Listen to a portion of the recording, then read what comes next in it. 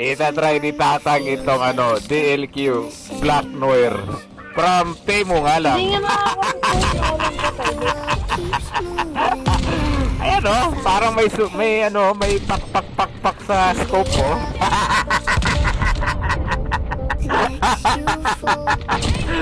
Alam nyo naman si Tatang ang advocacy ni Tatang yung makapagtipid, di ba? Sundin ko lang siya.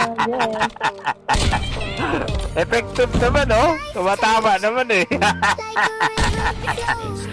Ano yan? Low budget lang yan. Pero yan, tawag dito. Effective yan. Baka iniisip nyo hindi yan DLQ. DLQ Black Noir talaga yan. From Temo nga lang talaga. Low budget.